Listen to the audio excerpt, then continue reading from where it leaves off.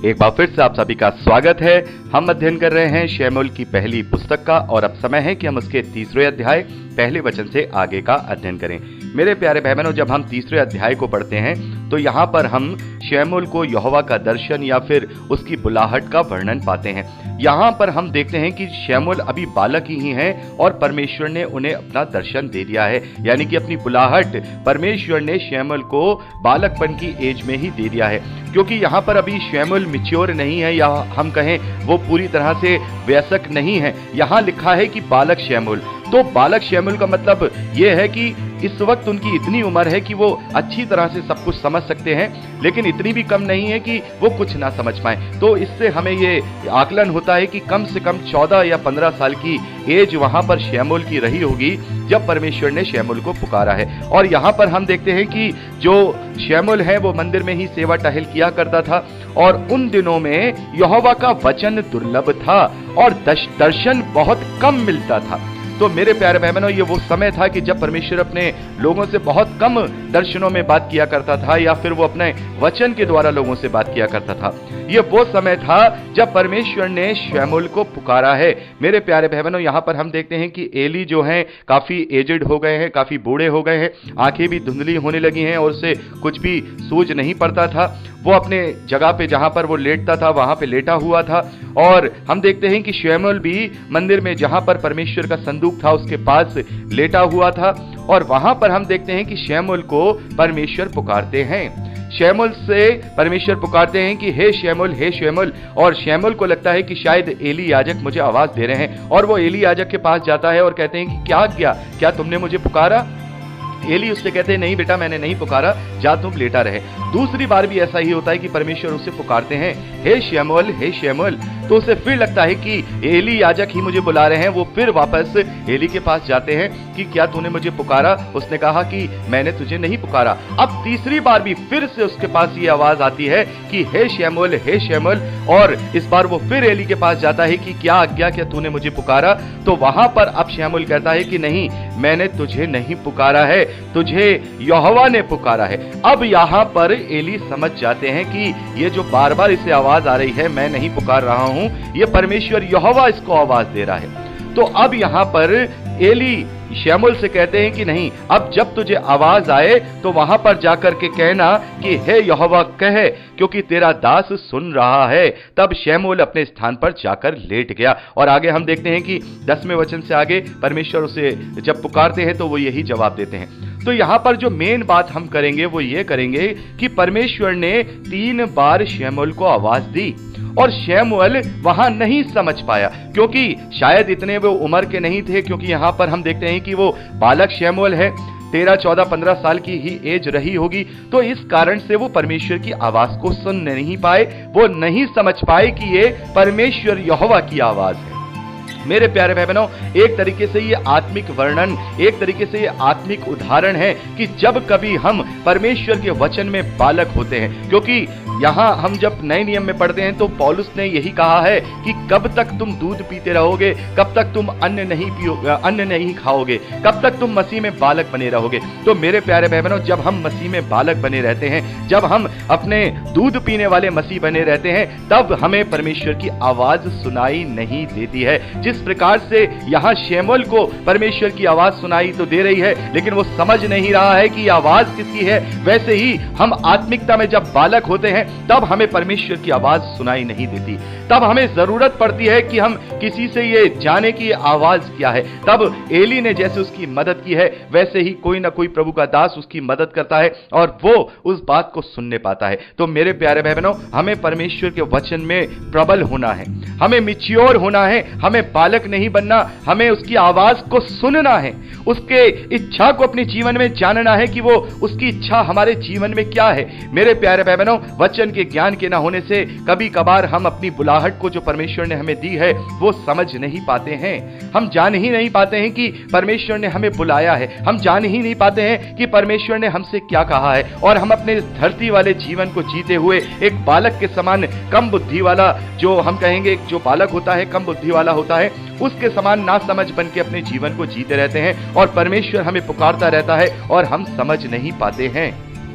मेरे प्यारे भाई बहनों, यहां पर हम देख रहे हैं कि यहां पर तो एली ने उसको बता दिया कि यहोवा ने तुझे पुकारा है और वहां पर उसको जवाब दे, लेकिन यहां पर पवित्र आत्मा है जो निरंतर हमसे ये कहता है कि तुम्हें यीशु द्वार पे खड़ा होकर के तुम्हारे द्वार पर खटखटा रहा है।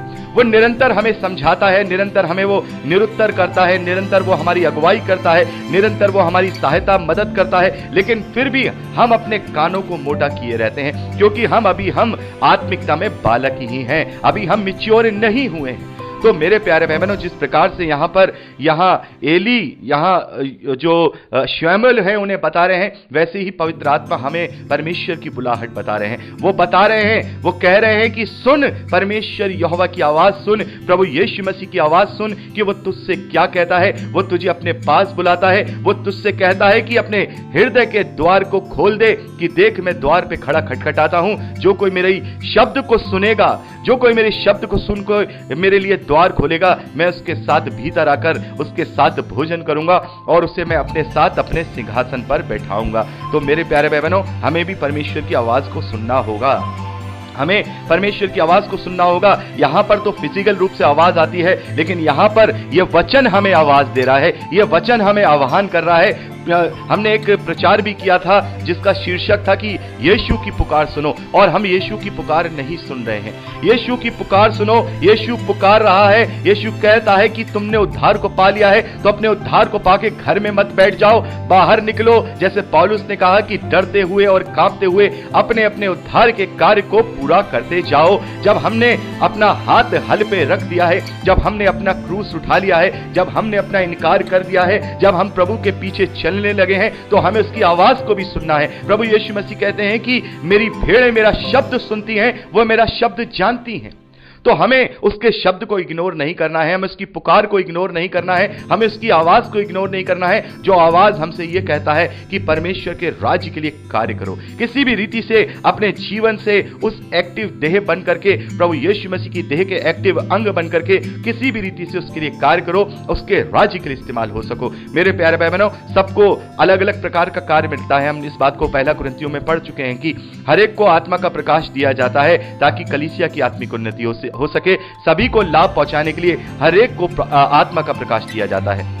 तो हमें वो आत्मा का प्रकाश अपने अंदर पहचानना है, हमें वो आवाज को अपने अंदर पहचानना है, जो आवाज हमारे द्वार के, हमारे हृदय के द्वार पे खड़ा यीशु खटखटा रहा है। तो मेरे प्यारे भाई बहनों, इस पूरे वर्णन से हम यही शिक्षा पाते हैं कि शमूएल बालक था, इसीलिए यहोवा की आवाज को वो पहचान नहीं पाया। वैसे ही हम भी जब आत्मिकता में बालक होते हैं तो हम परमेश्वर की आवाज को पहचान नहीं पाते हैं। तो हमें एली के समान कोई ना कोई चाहिए। हमारे पास भी एक हमारी सहायता करने वाला सहायक है, वो पवित्र आत्मा है। हमें उसकी सहायता लेनी होगी, उसे अपने जीवन में उसको बुलाना होगा, उसके लिए अपने हृदय को खोलना होगा, हमें अपने आप को उसके लिए उसका मंदिर बनाना होगा। तो यहाँ पर हम देखते हैं इस प्रकार से चौथी बार फिर से परमेश्वर ने उसे पुकारा, शमूएल शमूएल। शमूएल ने कहा, कह क्योंकि तेरा दास सुन रहा है। यहोवा ने शमूएल से कहा, सुन, मैं इस्राएल में एक ऐसा काम करने पर हूं जिससे सब सुनने वालों पर बड़ा सन्नाटा छा जाएगा। मेरे प्यारे भाई बहनों, यहाँ पर परमेश्वर ने जो शमूएल है उन्हें आने वाली विपत्ति के विषय में पहले से ही बता दिया है कि मैं जो करने पर हूं, यदि कोई सुनेगा तो सब में सन्नाटा छा जाएगा। और वो ये है कि फलिश्तियों के द्वारा जो इजरायली हैं उनका बहुत बड़ा नरसंहार और उसकी बंधुआई में अभी जो इजरायली हैं वो पढ़ने वाले हैं, जो कि अभी हम चौथे अध्याय में आगे पढ़ेंगे।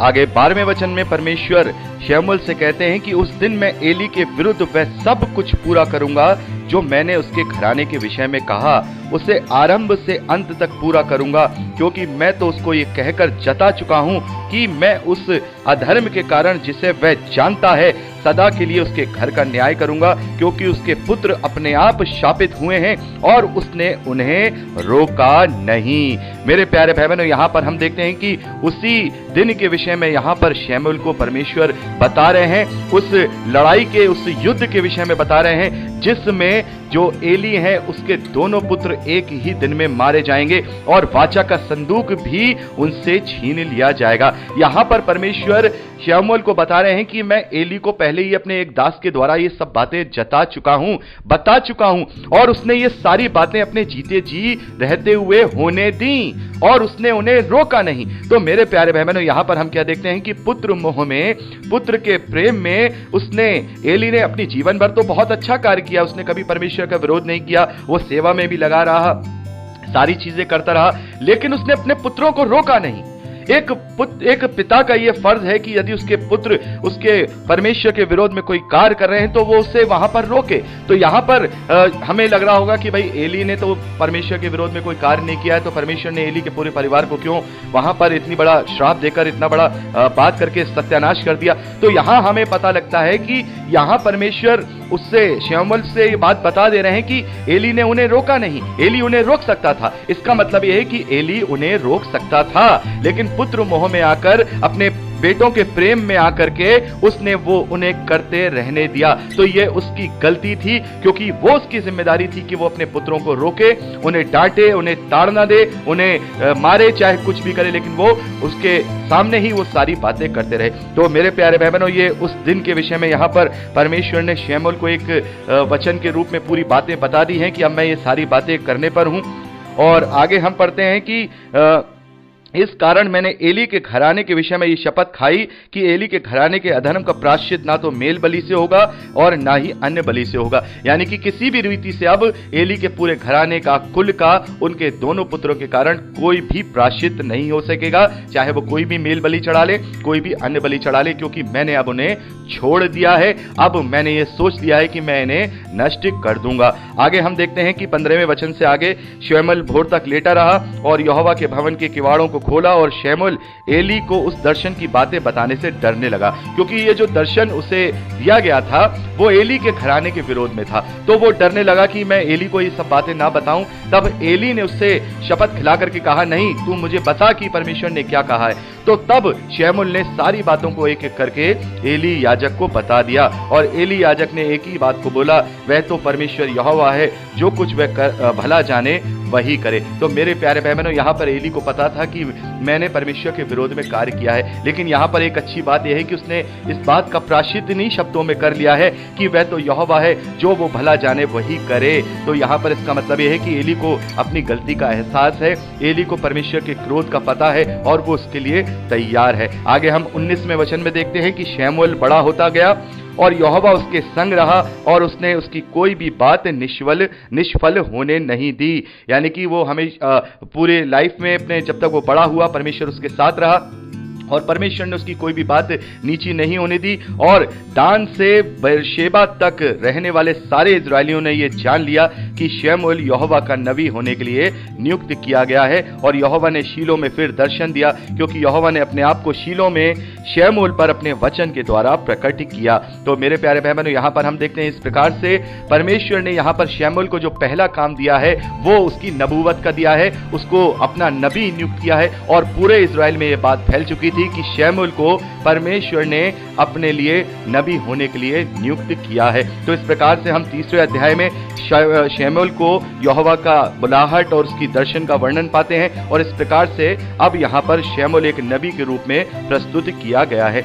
आगे हम 4थे अध्याय को जब हम पढ़ेंगे तो वहां पर हम देखेंगे कि जो दर्शन शमूएल को परमेश्वर ने उस रात को दिया है उसको यहाँ हम देखेंगे वो कैसे पूरा होता है, किस प्रकार से वाचा का संदूक छीना जाता है, किस प्रकार से पलिश्ती इजरायलियों पर प्रबल होते हैं और उन्हें अपनी बंधुआई में लाते हैं। सब बातें हम 4थे अध्याय से आगे का अध्ययन करेंगे। कैसे एली और उसके पुत्रों की मृत्यु होती है ये भी हम 4थे अध्याय में अध्ययन करेंगे। तो मेरे प्यारे भाई बहनों, आज के लिए इतना ही। हमने 3रे अध्याय तक का अध्ययन किया है और 4थे अध्याय पहले वचन से आगे का अध्ययन अब हम परसों करेंगे। तो आगे के लिए आप 4थे अध्याय से लेकर के 8वें अध्याय तक जरूर से जरूर रीड कर लीजिएगा। तो प्रभु आप सबको बहुत की आशीष दे, अपने वचन में दृढ़ करे। यीशु के सामर्थ्य नाम में आमीन। Praise the Lord. जय मसीह की।